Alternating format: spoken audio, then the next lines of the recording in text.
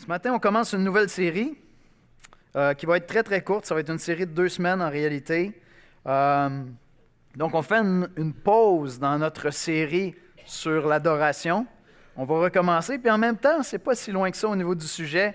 On commence une série de 2 semaines, puis dans cette série-là, on va parler du diable. On va parler du diable. Vous avez vu notre poster? On va parler du diable dans les Écritures et dans le folklore. Ça fait des années que, d'une part, on me le demande, puis que j'ai à cœur d'adresser un peu la question de l'Halloween, qu'est-ce qu'on fait avec ça comme chrétien. Ce qu'on a décidé de faire, on va faire ça en 2 semaines. Cette semaine, on va se concentrer vraiment sur le diable dans les Écritures. Dans la culture populaire, je dirais qu'on ne croit plus trop à ça, au diable. Les gens ne croient plus à son existence. Bien des gens ont de la difficulté à croire dans l'existence de Dieu. Fait que le diable, ça devient vraiment quelque chose de folklorique, avec des cornes, une queue et des collants rouges. Fait que c'est pas quelque chose qui doit exister. Et si on voyage à travers le monde, c'est pas la même pensée qu'il y a dans différentes cultures. Il y a des cultures qui croient définitivement à son existence, d'accord? Donc, ça dépend vraiment des cultures où on va. Mais dans notre culture à nous, j'ai pris une citation de C.S. Lewis. Je ne sais pas s'il y en a qui ont déjà lu le classique de C.S. Lewis, Tactique du diable, en anglais Screwtape Letters. Et puis, c'est un roman où C.S. Lewis a voulu parler du combat spirituel des chrétiens, mais il l'a imaginé, c'est vraiment romancé, il l'a imaginé à partir de l'angle d'un démon qui serait hautement classé dans la hiérarchie, puis qui serait en train de coacher un junior qui a été attitré à s'assurer qu'un homme bien n'en vienne jamais à marcher dans les voies de Dieu. Puis, donc, c'est un roman épistolaire. Ils s'écrivent des lettres, puis il est en train de le coacher à distance pour lui dire comment s'assurer qu'il ne marche jamais avec Dieu. Puis, il y a une citation à un moment où Screwtape écrit à Wormwood, donc c'est les noms des 2 démons, et puis Screwtape écrit « S'il y avait le moindre indice qu'il soupçonne ton existence, présente-lui un personnage en pantalon collant rouge. Convaincu par toi qu'il ne peut pas croire à de pareilles niaiseries, ce moyen de créer la confusion est consigné dans notre méthode classique. Il finira par comprendre qu'il ne peut pas croire en toi. » Et je pense que ça résume un petit peu la pensée de notre culture, de notre époque. Le diable n'existe pas, puis le diable est très content de cette pensée-là. Ça lui donne toute la latitude pour travailler comme lui le désire. Et donc, c'est de ça qu'on va parler ce matin. On va aller voir ensemble ça. Et pendant que j'étais en train de me préparer pour l'enseignement, je me disais, il y a la culture qui ne croit plus à l'existence du diable. Ils voient ça comme un personnage folklorique, des espèces de vestiges d'une religion passée.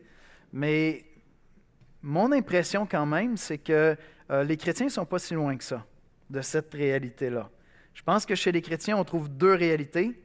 Il y a ceux qui voient le diable dans leur soupe puis partout, puis qui seraient prêts à chasser des démons à toutes les 15 secondes. Mais il y en a beaucoup. Il y en a beaucoup qui ne pensent jamais à la réalité du combat spirituel. Et peut-être que c'est ton cas, qui, dans une semaine, ne pense pas vraiment à l'existence du diable, puis des impacts que ça peut avoir dans notre vie, puis comment est-ce qu'il travaille pour nous faire tomber, pour nous éloigner de Dieu. Et donc, je pense qu'on a quand même beaucoup à apprendre juste en plaçant ça ce matin. Ce matin, ça ne va pas être un exposé biblique classique comme on fait ici, où on reste dans un passage. Je vais être partout dans la Bible. On va couvrir pas mal de matière, mais on veut juste survoler ensemble. Qui est ce personnage-là dans les Écritures? Comment est-ce qu'il fonctionne?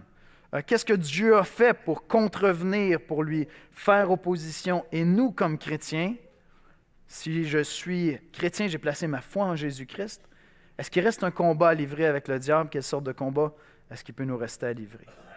Donc, je vous inviterai à vous courber avec moi dans un mot de prière, puis ensuite de ça, notre frère Luc va nous conduire dans 2 passages des Écritures.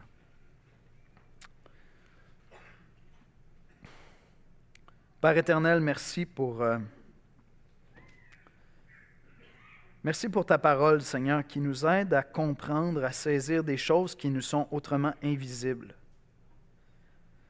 Seigneur, intuitivement, dans nos cœurs, nous devinons ton existence, mais nous en venons vraiment à te connaître parce que tu t'es fait connaître à nous. Parce que tu nous donnes ta parole, tu nous donnes la Bible pour te connaître réellement, Seigneur. Et il me semble que c'est d'autant plus vrai avec ces forces maléfiques qui s'opposent à toi, qui produisent chez l'être humain tant de mal. Alors je te prie ce matin, Père, de venir nous parler de toi, de ta gloire, de ta majesté, mais aussi du combat spirituel dans lequel on est engagé. Viens, Seigneur, nous éclairer, viens nous convaincre par ta parole et viens nous équiper, Seigneur, pour voir les choses comme elles sont, sans obsession, mais avec une grande lucidité. C'est en Jésus-Christ qu'on te prie. Amen. On va écouter la parole de Dieu. Donc, le passage biblique de ce matin est tiré de Jean, chapitre 8, versets 37 à 45, et aussi dans 2 Corinthiens, chapitre 4, versets 3 à 7, dans la nouvelle édition de Genève. Donc, je répète, Jean, chapitre 8, versets 37 à 45, et 2 Corinthiens, chapitre 4, versets 3 à 7, nouvelle édition de Genève. Je sais que vous êtes la postérité d'Abraham, mais vous cherchez à me faire mourir parce que ma parole ne pénètre pas en vous. Je dis ce que j'ai vu chez mon Père, et vous faites ce que vous avez entendu de la part de votre Père. Ils lui répondirent, notre Père, c'est Abraham. Jésus leur dit, si vous étiez enfant d'Abraham, vous feriez les œuvres d'Abraham. Mais maintenant, vous cherchez à me faire mourir, moi qui vous ai dit la vérité que j'ai entendue de Dieu. Cela, Abraham ne l'a point fait. Vous faites les œuvres de votre Père. Ils lui dirent, nous ne sommes pas des enfants illégitimes, nous avons un seul Père, Dieu. Jésus leur dit, si Dieu était votre Père, vous m'aimeriez, car c'est de Dieu que je suis sorti et que je viens. Je ne suis pas venu de moi-même, mais c'est lui qui m'a envoyé. Pourquoi ne comprenez-vous pas mon langage? Parce que vous ne pouvez écouter ma parole? Vous avez pour père le diable et vous voulez accomplir les désirs de votre père. Il a été meurtrier dès le commencement et il ne se tient pas dans la vérité parce qu'il n'y a pas de vérité en lui. Lorsqu'il profère le mensonge, il parle de son propre fond, car il est menteur et le père du mensonge. Et moi, parce que je dis la vérité, vous ne me croyez pas. On va passer dans 2 Corinthiens 4, versets 3 à 7.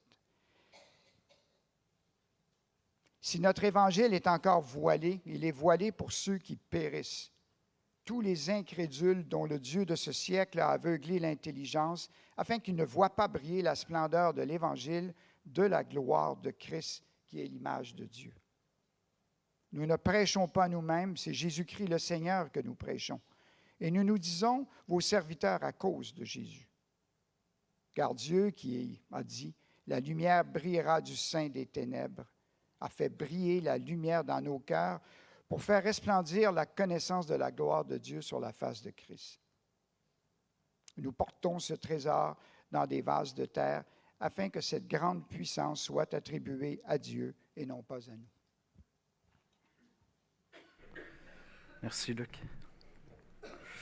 Alors, je résumerai ça comme ceci ce matin. Ce matin, on va voir ensemble que si Dieu a créé l'univers et tout ce qui renferme, tout ce qu'il y a de bon, tout ce qu'il y a de merveilleux dans l'univers, d'autre part, le diable, quant à lui, est l'auteur du mal. C'est le diable qui a créé le mal et Jésus-Christ est son pire adversaire. Je répète ça. Si Dieu a créé l'univers et tout ce qu'il renferme, de bon, de merveilleux, le diable est l'auteur du mal et Jésus-Christ son pire adversaire. Peut-être que c'est la première fois que tu viens dans une église évangélique et tu te dis « Oh boy, je pense que c'est la dernière fois. Je visite une église et on parle du diable. » OK. Je ne m'attendais pas à ça. Je voulais entendre parler de Dieu, de l'amour, puis quelque chose comme ça. Reste avec moi. Décroche pas.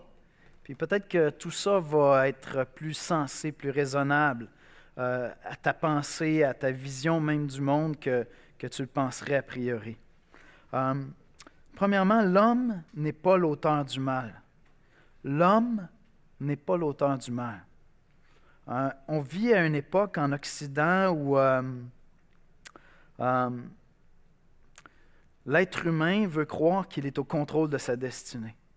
L'être humain veut croire qu'il est maître de son destin. Et donc, que s'il y a un Dieu quelconque, c'est peut-être pas vraiment son créateur, c'est peut-être pas celui qui doit diriger sa vie. Chacun d'entre nous, on doit diriger notre vie comme on l'entend. Et l'implication de ça, c'est que si je n'ai pas été créé, si je n'ai pas quelqu'un qui est l'auteur de mon existence, il n'y a pas non plus un auteur du mal. C'est l'être humain qui a inventé le mal. J'étais en Russie, puis c'était troublant de voir un pays qui, au niveau de la connaissance, c'est un pays occidental, mais qui est privé de croissance parce qu'il y a un régime qui décide que ça ne se passera pas comme ça. Puis ça fait partie de toute la mentalité. Je pourrais vous parler pendant quelques heures de ce qu'on m'a partagé et de ce que j'ai pu comprendre, mais il y a vraiment une oppression qui est là très claire.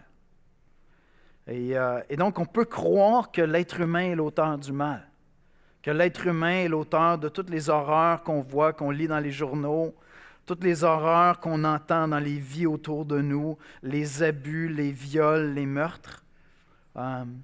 Cependant, les Écritures nous disent que ce serait s'accorder déjà trop de crédit. L'être humain n'est pas l'auteur de sa propre vie, c'est Dieu qui nous a créés, et l'être humain n'est pas l'auteur du mal non plus. Et je pense que si on veut être honnête avec nous-mêmes, la majorité des êtres humains vont reconnaître en eux cette conviction que notre bonheur se trouve à faire le bien, pas à faire le mal.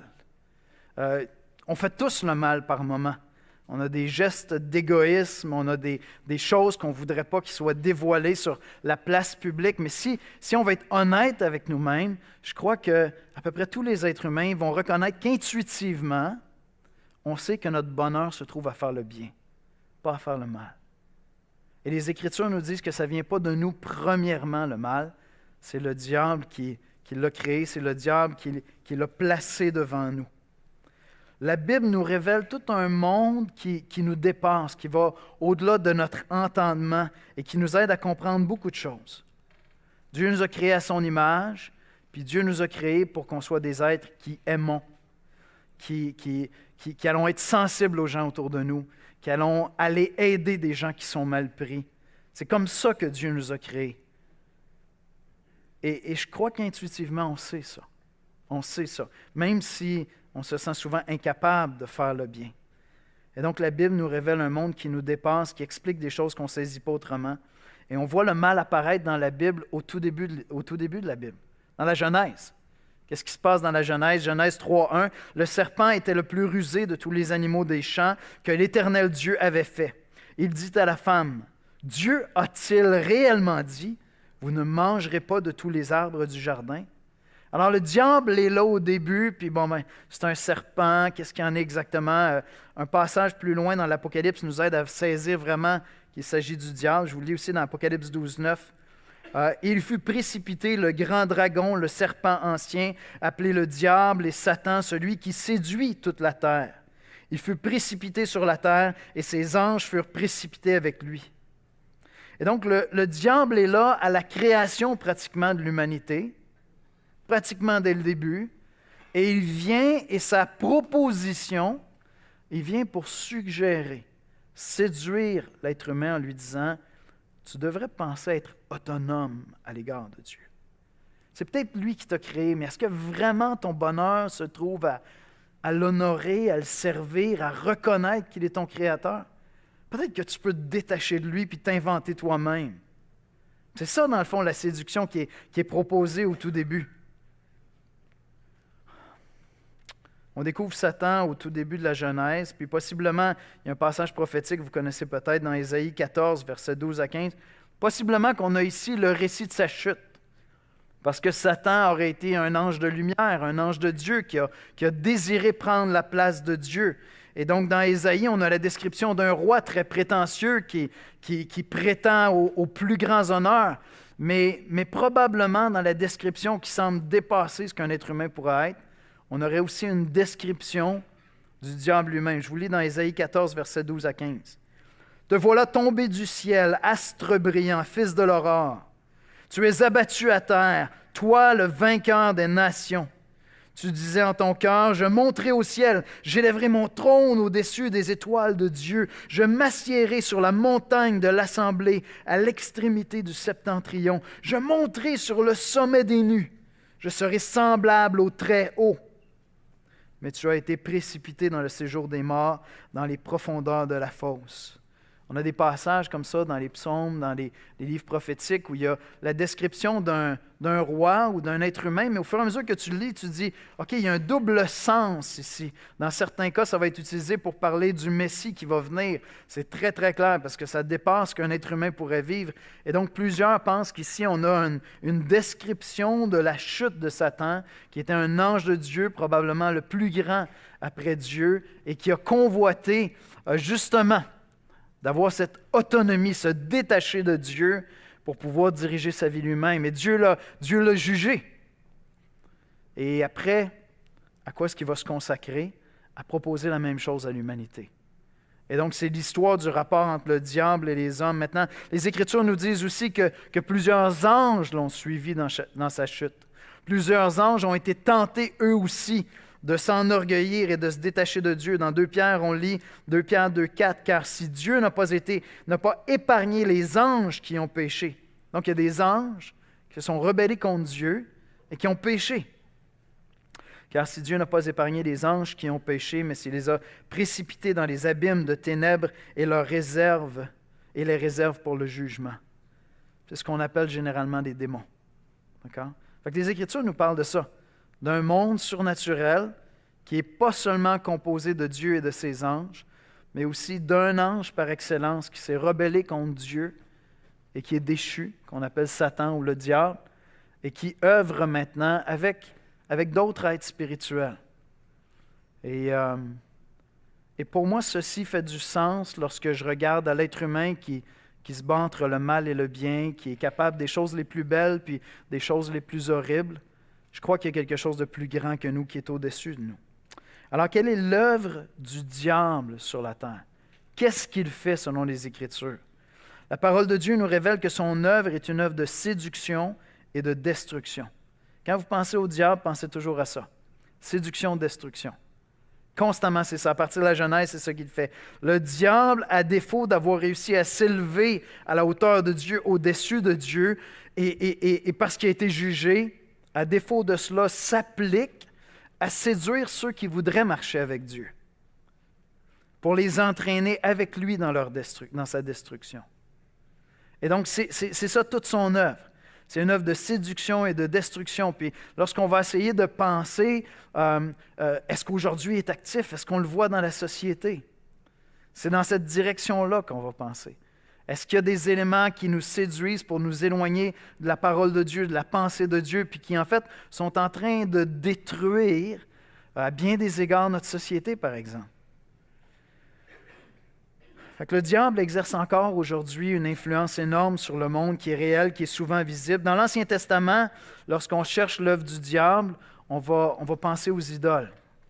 Voyez-vous, dans la Genèse, lorsque Adam et Ève sont là, ils sont en communion avec Dieu, ils ont un seul Dieu qui est parfait, ils l'adorent, ils le célèbrent, c'est leur bienfaiteur, c'est lui qui les a créés, il y a une harmonie parfaite qui est là, puis le diable vient avec une proposition.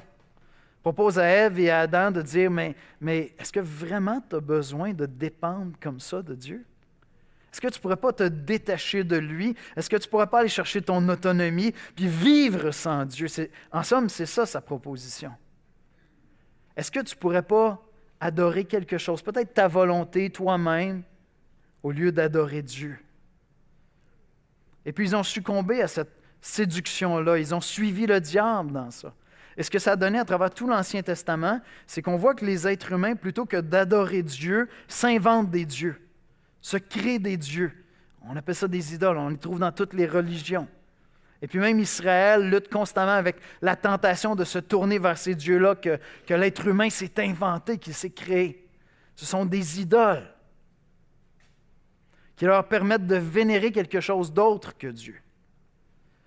Puis ce qu'on voit dans l'Ancien Testament, c'est qu'avec le culte à ces idoles-là, il y a une dégénérescence de la société, il y a un paquet de conséquences qui viennent avec ça, parce qu'il y a des péchés qui sont entraînés. Il y a une destruction dans la société, il y a des vices, il y a une débauche, il y a du meurtre, il y a de la violence qui est entraînée, il y a un dérèglement, parce que ce n'est pas l'auteur de la vie qui les a inspirés, c'est l'auteur de la mort qui les a inspirés. Est-ce que vous me suivez? Quand tu adores quelqu'un d'autre que celui qui a créé la vie et qui a créé l'être humain, tu es en train d'adorer quelqu'un qui donne la mort, qui a inventé le mal. Si tu adores autre chose que le Créateur, celui qui nous a donné la vie, inévitablement, tu vas terminer avec une espèce de perversion de ça. Et tout l'Ancien Testament nous montre ces idoles-là qui conduisent, qui entraînent chez ces peuples-là toutes sortes de comportements destructeurs, affreux. Puis lorsqu'on arrive dans le Nouveau Testament, c'est intéressant, on arrive avec Jésus, puis on dirait qu'Israël est libéré de ces combats-là.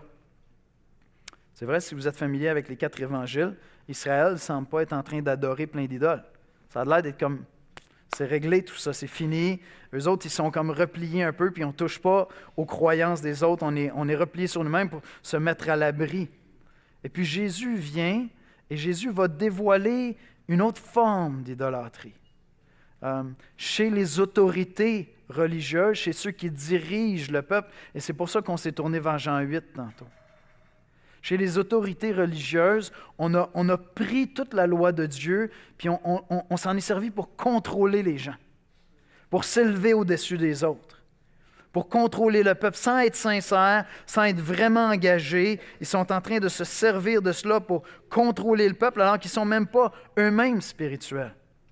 Et donc, il y a une espèce de pratique de fausse religion, et la religion ne sert pas à adorer vraiment Dieu. La preuve, c'est que lorsque Jésus va arriver, Dieu incarné, la présence de Jésus leur est insupportable. À l'homme religieux, là, celui qui s'est trouvé une religion pour se justifier lui-même et montrer qu'il est supérieur aux autres, Jésus est insupportable. La vérité de l'Évangile, la personne de Jésus, ils réagissent super mal devant Jésus. Là, Jésus entre en conflit avec eux parce qu'ils sont constamment en train de s'opposer à lui, au point même qu'ils veulent le mettre à mort. Et Jésus leur dit dans Jean 8, 44, « Vous avez pour père le diable. » Là, il parle au peuple d'Israël. Mais leur rébellion envers Dieu, c'est que la religion leur sert à se justifier eux-mêmes plutôt qu'à être humbles devant Dieu puis à l'adorer. Et vous voulez accomplir les désirs de votre Père, leur dit Jésus. Il a été meurtrier dès le commencement. Il ne se tient pas dans la vérité parce qu'il n'y a pas de vérité en lui. Lorsqu'il profère le mensonge, il parle de son propre fond, car il est menteur et père du mensonge. Donc, lorsqu'on pense au diable, regardez comment l'Apocalypse décrit son œuvre, d'accord? Dans Apocalypse 12, 9. Il fut précipité, je l'ai cité tout à l'heure, le grand dragon, le serpent ancien, appelé le diable et Satan, celui qui séduit toute la terre. L'œuvre du diable, c'est une œuvre de séduction. C'est une œuvre de séduction. Quand on arrive dans le Nouveau Testament, puis qu'on arrive dans les lettres de Paul, Paul nous dit, OK, peut-être que les gens n'adorent plus tous des idoles. Tu sais, oui, il y en avait à Athènes, il y en avait chez certains peuples, mais il dit, même les chrétiens pourraient être tentés d'avoir des idoles. Et là, c'est comme si Paul s'en va à la racine du problème. Il s'en va vraiment au cœur du problème, au fondement même du problème. Puis il dit, dans le fond, l'idolâtrie, c'est lorsque je veux me détacher de Dieu puis trouver mon bonheur ailleurs qu'en Dieu. Puis là, à ce moment-là, on peut faire ça avec n'importe quoi, même avec les meilleures choses que Dieu a créées. On parle souvent d'idoles ici à l'Église. Je veux dire, ça peut être mon standing, ça peut être ma shape, ça peut être l'amour qui si Dieu ne me la donne pas, je vais être en joie le vert après Dieu, puis je voudrais rien savoir de Dieu. Puis tu vois, l'amour peut devenir elle-même une idolâtrie. Je cesse de dépendre de Dieu puis de me tourner vers lui pour chercher mon bonheur comme moi je l'entends. Et là aussi, il y a une séduction de la part du diable de dire non, je sais que Jésus t'a promis le bonheur, mais il n'y a pas de l'air de livrer, hein? Il n'y a pas de l'air de livrer. Moi, je ne te trouve pas très, très heureux comme chrétien. Fait que peut-être que dans le fond, tu dois chercher ton bonheur ailleurs. Parce que je pense que ton bonheur se trouve ici, là, dans ça. Puis Jésus ne semble pas te le donner. Et parfois, Dieu est en train de révéler une forme d'idolâtrie dans notre cœur. Où on arrête de dépendre de Dieu puis d'attendre de lui, puis on se tourne vers des choses qu'on va construire nous-mêmes. Fait que cette idolâtrie-là est encore présente. Aujourd'hui, en Occident, on va définir ça comme « moi qui suis au centre ». C'est moi qui est le centre de mon univers. C'est moi qui définis mon autorité. Je vous donne un exemple concret. Esther enseigne au primaire. Puis mon épouse Esther enseigne au primaire. Un petit enfant primaire. Ça ne va pas du tout, pas respectueux, tout ça. Règle de l'école, il faut avoir l'autorisation des parents pour que l'enfant soit gardé en retenue. C'est beau. Peut-être que ça fait du sens. C'est bon. Fait qu'il faut demander la permission aux parents. Fait qu'Esther parle. Je n'ai même pas demandé la permission à Esther avant de raconter ça. Esther parle avec le parent. Le parent, après l'avoir écouté attentivement, Esther dit « Bon, j'ai entendu ta version. Maintenant, je vais écouter la version de mon enfant, puis je vais voir si j'autorise la retenue. » Intéressant, hein? C'est vraiment intéressant. Moi, j'ai l'impression d'entendre le diable dire, chuchoter à l'oreille de l'Occident, « Dieu a-t-il réellement dit qu'il faut honorer les autorités? Mais Dieu a-t-il réellement dit qu'il faut honorer nos parents? Mais Dieu a-t-il réellement dit qu'il y a des gens qui sont au-dessus de toi? » Je ne suis pas sûr que Dieu a dit ça. C'est toi qui es au centre. Alors, voyez-vous, il y a encore cette notion-là. Le cœur de l'homme se forme des idoles, puis le diable se complaît. On rit des idoles anciennes qui étaient forgées dans l'or ou dans le bois, mais on forge des idoles dans notre culture qui sont encore plus subversives, encore plus cachées, moins évidentes à voir. C'est au nom du bien personnel puis de l'épanouissement. Fait que je vous laisse avec un exercice, juste sur ce point-là, juste un exercice cette semaine. Quand vous allez lire la parole de Dieu ou quand vous allez arriver dans une situation, puis vous savez, parce que vous avez déjà lu la parole, vous connaissez les principes de la parole, vous savez ce que Dieu attend de vous. Essayez juste de voir s'il y a une autre voie qui vous suggérerait que c'est peut-être pas la meilleure affaire à faire pour votre bonheur. Vous savez, là, c'est quoi la bonne chose à faire dans ce cas-là? Puis il y a une hésitation parce qu'il y a comme... pas sûr que c'est le bon choix si tu veux passer une bonne journée, mon ami. Et moi, j'ai l'impression d'entendre le diable qui chuchote à nos oreilles. Dieu a-t-il réellement dit que tu devais être honnête? Que tu devais payer les taxes? Que tu devais dire la vérité? Que tu ne devais pas regarder la belle jeune fille qui vient de passer? Que tu devais honorer les autorités? Que tu devais aller demander pardon si tu avais été malhonnête ou tu avais fait du mal? Que tu devais t'abstenir de faire de la médisance contre les gens? Dieu a-t-il réellement dit ça? Et je pense que c'est omniprésent dans notre société.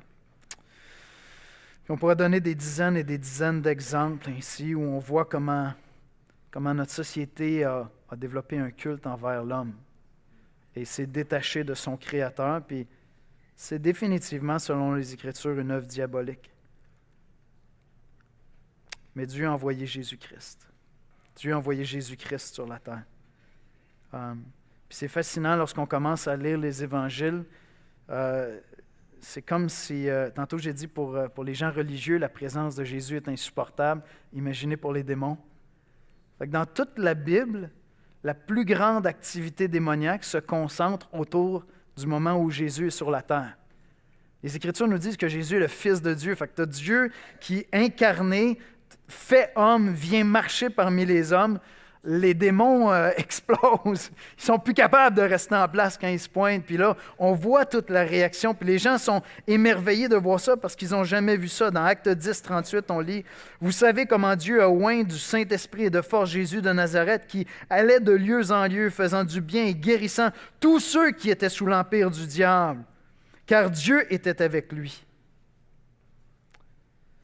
Jésus est venu pour dévoiler les activités du diable. Dévoiler les activités du diable dans la religiosité même des chefs religieux de l'époque qui n'avaient pas une foi pure et simple pour la gloire de Dieu puis pour le bien de ton prochain. Puis Jésus vient, puis il vient dévoiler ça. Il vient dévoiler les péchés, il vient exposer ça. Et il vient pour littéralement détruire l'œuvre de destruction que le diable avait entreprise. Jésus vient pour restaurer notre communion avec notre Créateur. C'est ça sa mission. C'est ça qu'il est venu faire. Fait que si on veut penser à l'idée, la notion du diable qui est à l'œuvre dans notre culture, comme chrétien, on doit penser à Christ immédiatement. Parce que Christ est celui qui est venu pour détruire cette œuvre-là. Sans lui, on est toujours en position, on essaie de résister à la possibilité de s'éloigner de Dieu. Mais par nous-mêmes, on n'est pas capable de rétablir cette communion avec Dieu qui a été perdue à la chute de l'humanité. Et Christ vient pour rétablir cette communion-là. Si l'homme n'est pas l'auteur du mal, on a été entraîné dans le mal, on a été séduit, on a été amené à se détourner. On a quand même décidé de se rebeller contre Dieu. Et on n'est pas innocent dans ça. Puis pour neutraliser l'œuvre du diable dans nos vies, ça prenait absolument la venue de Jésus-Christ. Et l'œuvre suprême de Christ pour neutraliser toutes les œuvres du diable, c'est la croix. C'est l'Évangile. C'est la bonne nouvelle du sacrifice de Jésus à la croix. Et donc, lorsque vous allez penser à la présence du diable dans la culture, vous devriez penser rapidement à la croix de Jésus-Christ. On lit dans Colossiens 2,15, « Il a dépouillé les dominations et les autorités et les a livrées publiquement en spectacle en triomphant d'elles à la croix, par la croix. » Lorsque Christ s'est offert en sacrifice à la croix, il a vaincu le diable. Il a vaincu ce séducteur-là qui nous tenait dans la servitude, qui nous avait séduits pour nous éloigner de Dieu.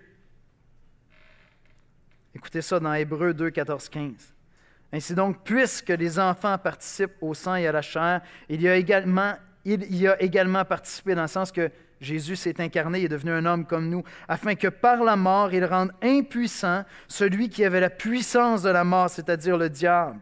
Ainsi, il délivre tous ceux qui, par crainte de la mort, étaient toute leur vie retenus dans la servitude. » Et donc, le diable tient l'humanité dans la servitude. Et la seule bonne nouvelle pour nous aider à être libérés de son influence, c'est la mort de Jésus-Christ à la croix, sa résurrection d'entre les morts. C'est lui qui a vaincu le diable. C'est lui qui est venu offrir sa vie en sacrifice pour nous racheter et rétablir cette communion qu'on a perdue avec Dieu. Quand vous pensez au diable puis vous pensez au combat qu'on a livré, vous devez toujours penser à l'Évangile. Et ça, c'est une bonne nouvelle. Ça, c'est la bonne nouvelle qu'on a à apporter dans notre société. Comme chrétiens, il y a plein de choses qui nous troublent dans la société, puis on voit des choix qui sont faits, puis on est effrayé de voir où s'en va la société. Mais on a dans nos mains un trésor inestimable qui est une clé pour libérer les gens de toute servitude, de toute influence du diable. Et c'est l'Évangile de Jésus-Christ. On a dans nos mains une clé qui leur permet de restaurer leur relation avec Dieu. Est-ce que ça, ce n'est pas une bonne nouvelle? C'est une nouvelle extraordinaire. Puis si les gens ne croient pas au diable, je ne commence pas par là. Mais je sais que j'ai une bonne nouvelle, je peux restaurer une relation. Et au fur et à mesure que l'Évangile va commencer à éclairer leurs yeux, ils vont voir le péché qui est présent dans leur vie. Mais j'ai cette clé-là. Alors lorsqu'on pense au combat qu'on a livré dans le monde face au diable, les Écritures nous disent que le chrétien est engagé dans une guerre spirituelle. On est engagé dans un combat qui est à terminer seulement au retour de Christ. Dans Éphésiens 6, Paul parle il nous dit qu'on n'a pas à lutter contre la chair et le sang. Hier, je m'en revenais d'une conférence avec des gens de l'Église, on était à Montréal, puis j'étais en plein jet lag, fait qu'à 6 heures, pour moi, il était minuit, puis j'étais fatigué, puis il y a un zouf qui s'est comporté comme un zouf derrière moi, puis c'était dangereux ce qu'il était en train de faire. Mais les Écritures me disent que ce n'est pas contre lui que j'ai à lutter. Il y a un orgueil en lui qui fait qu'il va se comporter d'une manière ou d'une autre. Puis je n'ai pas à entrer en conflit avec lui. Mon conflit, mon combat est spirituel. Il est avec le diable, ce combat-là. Et on est appelé comme chrétiens à discerner ça. Donc c'est pour ça que je disais au début, si vous êtes de ces chrétiens qui pensaient au diable 2 fois par année, ou vous voyez un film qui passe à la TV, puis vous dites « Oh, OK, ça a l'air diabolique », ou l'Halloween arrive, « OK, le diable, tu viens de penser à lui », bien, il y a quelque chose qui ne marche pas. Parce que pour de vrai, on est engagé dans un combat constant.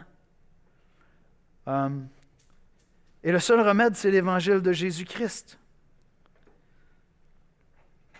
Ce qu'on est appelé à faire, c'est prêcher l'Évangile. Je vous laisse avec 2 pensées, d'accord? Puis la semaine prochaine, on va développer ça davantage. Regardez bien ce que Paul dit dans 2 Corinthiens 4, les versets 3 à 6. Et c'est pour ça que tout à l'heure, on les a lus, d'accord? Je vais juste vous relire le passage. « Si notre Évangile est encore voilé, il est voilé pour ceux qui périssent, pour les incrédules, dont le Dieu de ce siècle a aveuglé l'intelligence. » Paul est en train de parler du diable ici, là. Le Dieu de ce siècle a voilé l'intelligence, a aveuglé l'intelligence, afin qu'il ne voie pas briller la splendeur de l'Évangile, de la gloire de Christ, qui est l'image de Dieu. Quand Christ est venu, parmi les pharisiens, parmi les Juifs, sa présence leur était insupportable. Puis il leur dit, vous n'êtes pas capable de supporter ma présence parce que votre père, c'est le diable. Mais les autres, ils disent, non, on a pour père Abraham, on est descendant d'Abraham, on n'a pas le diable pour père. La vérité, c'est que tous les êtres humains, tant que l'Évangile, la bonne nouvelle du sacrifice de Jésus-Christ à la croix, n'entre pas en action dans notre âme, on est tous fils du diable. On n'est pas plus mauvais que les autres, mais on est tous sous l'influence du diable. Parce que le péché domine dans nos vies de toutes sortes de manières et on est étranger à cette communion avec Dieu, même si on peut aspirer à être près de Dieu. Paul continue en disant, nous ne nous prêchons pas nous-mêmes, c'est Jésus-Christ le Seigneur que nous prêchons et nous nous disons vos serviteurs à cause de Jésus, car Dieu a dit, la lumière brillera du sein des ténèbres. Dieu qui a dit, la lumière brillera du sein des ténèbres, a fait briller la lumière dans nos cœurs pour faire resplendir la connaissance de la gloire de Dieu sur la face de Christ. Quand l'Évangile entre dans nos cœurs, on découvre qui est Christ. Et ce qu'on voit sur la personne de Jésus-Christ, sur ce qu'il a fait à la croix, sa mort, sa résurrection, on voit la gloire de Dieu.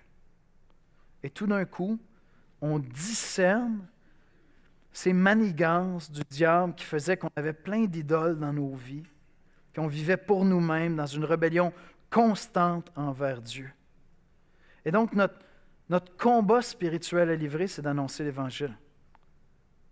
Je vous ai raconté l'histoire très brièvement de cette église-là à Toulouse qui avait un super beau site pour leurs enfants, puis enfin, ils allaient pouvoir avoir une église dans quelque chose qui était plus simple, tout ça. Puis quand ils viennent s'installer, il y a un réseau de prostitution qui est là. Tantôt, je n'étais pas vulgaire quand je vous disais que le stationnement est sale, d'accord? J'étais très sérieux. Je suis allé voir Vincent, j'ai dit, je pense qu'il faut nettoyer le stationnement, d'accord? Donc, j'étais très, très sérieux. Mais qu'est-ce qu'on fait? Je veux dire, si vous étiez là, puis vous vous rendiez à l'église le dimanche matin à 10 heures, puis vous voyez ces petites jeunes filles-là qui, de toute évidence, sont complètement utilisés, mais qui sont là pour se prostituer dans des tenues que tu ne veux pas que tes enfants regardent quand tu t'en vas avec tes petits-enfants à l'église. C'est quoi la réaction comme église? On va s'enfermer dans nos cavernes. On va se mettre à l'abri du mal. Paul nous dit non, Dieu nous a donné cette lumière de l'Évangile qui doit être apportée dans les cœurs. Et Dieu nous a donné cette puissance-là. Maintenant, dernière question, c'est est-ce qu'un chrétien, dans son combat contre les forces du diable, peut être lui-même influencé par le diable? Regardez bien ça avant de répondre, d'accord? Dans 1 Corinthiens 1, les versets 10 à 13. C'est Paul encore qui parle, puis il dit ceci. « Je vous exhorte, frères, par le nom de notre Seigneur Jésus-Christ, à tenir tous un même langage, à ne point avoir de division au milieu de vous, mais à être unis, parfaitement unis dans un même esprit et dans un même sentiment. Il y avait des divisions à Corinthe, puis Paul leur dit pas commencer à chasser des esprits de division dans l'Église, mais chercher l'unité ensemble. Un autre passage, dans 2 Timothée 2, versets 24 à 26. Or, il ne faut pas qu'un serviteur du Seigneur ait des querelles. Il doit au contraire être affable, c'est-à-dire être bon, doux, pour tous, propre à enseigner, doué de patience. Il doit redresser avec douceur les adversaires, dans l'espérance que Dieu leur donnera la repentance pour arriver à la connaissance de la vérité et que, revenus à leur bon sens, il est en train de parler de situation dans l'Église. Ils se dégageront des pièges du diable qui s'est emparé d'eux pour les soumettre à sa volonté.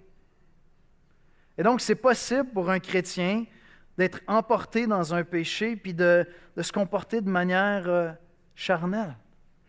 Et dans l'Église, notre mission, c'est aussi de se prêcher l'Évangile les uns aux autres, se prêcher la parole pour aller dans la repentance, de se redresser les uns les autres. C'est ce que Paul faisait dans toutes les églises où il allait. Donc, lorsqu'on pense au diable dans la culture, il est là, il est présent. Il existe encore, il est influent. Si on connaît la parole de Dieu, on regarde notre société, puis on dit, au moins dans ses effets, son œuvre est évidente. Une œuvre de destruction qui cherche à détruire les familles, à détruire les foyers, à détruire les vies littéralement, qui bâtit une économie souvent sur le mensonge, puis toutes sortes de choses comme ça. Ces œuvres sont évidentes aux yeux de celui qui connaît la parole de Dieu. Cette œuvre-là, c'est une œuvre de séduction. C'est une œuvre où le diable veut proposer des idoles à la place de Dieu. Et les gens qui sont autour de nous sont aveuglés par le Dieu de ce siècle. Ils ont toutes sortes d'idoles dans leur vie qui amènent toutes sortes de symptômes, de comportements qui peuvent être parfois effrayants pour nous. On voudrait rester reclus dans nos monastères à l'abri de ces vies-là tout croche. Mais Dieu nous dit que ce n'est pas ces gens-là qu'on est en train de combattre. Je n'ai pas à combattre un être humain jamais. C'est un combat spirituel que je suis en train de livrer, sachant que le diable séduit ces gens-là. Et Dieu m'a donné l'Évangile de Jésus-Christ pour que je leur apporte la solution. Et lorsque je leur annonce l'Évangile de Jésus-Christ, l'œuvre de Christ à la croix, sa mort et sa résurrection, sa venue sur la terre, lorsque j'expose l'Évangile, Dieu, dans sa grâce, peut se servir de cet Évangile-là pour éclairer leur cœur puis les libérer de ça. Et ça ne veut pas dire, comme chrétien, que je ne serai jamais séduit par des mensonges du diable puis que je ne vais pas commencer à avoir des idoles dans ma vie. Non, c'est possible que j'en ai. Mais encore une fois, qu'est-ce que je vais faire? Je vais aller vers l'Évangile, je vais aller vers les Écritures et on va se prêcher ensemble l'Évangile. On va se prêcher ensemble la parole l'un à l'autre. Je vais aller voir mon frère puis je vais dire, écoute, il y a quelque chose qui m'inquiète dans ta vie. J'aimerais ça m'asseoir avec toi puis t'en parler. Parce que je pense que tu as été séduit ici. Je pense que tu t'es peut-être égaré, puis tu as besoin de revenir, tu as besoin d'être restauré avec la parole de Dieu. Je sais que le diable, dans notre culture, ça a l'air de quelque chose de drôle, puis on fait des films sur ça. La réalité, c'est qu'on est engagé dans un combat spirituel. Et Dieu nous a donné l'Évangile de Jésus-Christ pour aider les gens. J'aimerais inviter les musiciens à venir me rejoindre à l'avant. La semaine prochaine, on va parler du diable dans la culture.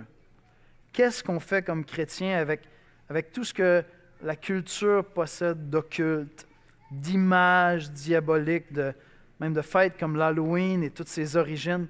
Qu'est-ce qu'on fait avec ça comme chrétien? C'est quoi notre réponse à ça? Est-ce qu'on reste chez nous? Est-ce qu'on a un message à apporter? On va discuter de ça ensemble la semaine prochaine. On va aller ensemble dans un mot de prière. Père éternel, j'aimerais te prier ce matin pour nous comme assemblée. Seigneur, tu nous as fait connaître l'Évangile de Jésus-Christ, puis on a reconnu que tu es Dieu, que tu es lumière, que tu es vérité.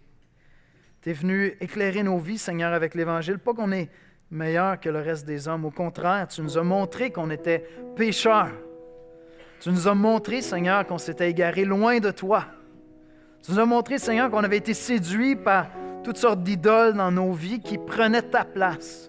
Et qu'on était en quête de bonheur dans des choses qui ne remplissent pas l'âme humaine, mais qui nourrissent plutôt une attitude de rébellion, de révolte, une quête d'autonomie loin de toi. Seigneur, merci pour pour l'Évangile de Jésus-Christ. Seigneur Jésus, merci d'être venu parmi les hommes, t'offrir en sacrifice pour nous, Seigneur. Seigneur, tu es lumière et tu as apporté cette lumière dans nos cœurs, dans nos vies. Et comme Église, nous voulons habiter parmi le monde, Seigneur, en apportant cette lumière. On veut, Seigneur, aller parmi les hommes, non pas se cacher, mais exposer la vérité de l'Évangile, Seigneur. Et entre nous, dans nos relations les uns avec les autres, on veut aussi apporter la lumière de la parole, Seigneur. Être capable, avec courage, de s'asseoir avec un frère, une sœur, avec mon épouse, avec mon mari, avec ma famille, avec mes enfants, puis apporter la lumière de la parole, sans crainte, parce que tu veux nous libérer aussi, lorsque parfois on a été séduits, Seigneur. Seigneur, ce matin en Église, on veut t'adorer parce que tu es plus puissant que celui qui est dans le monde. Seigneur, on veut t'adorer parce qu'on n'a pas à craindre qui que ce soit, sinon le Dieu qui a créé les cieux et la terre, et nous savons que tu nous as aimés, Seigneur. Aujourd'hui, nous ne marchons plus dans la crainte et dans l'aveuglement, nous marchons dans la joie et la liberté, Seigneur. Alors, comme Église, aide-nous à rentrer pleinement dans cette liberté et à proclamer haut et fort l'Évangile de Jésus-Christ. C'est dans son précieux nom que nous te prions. Amen.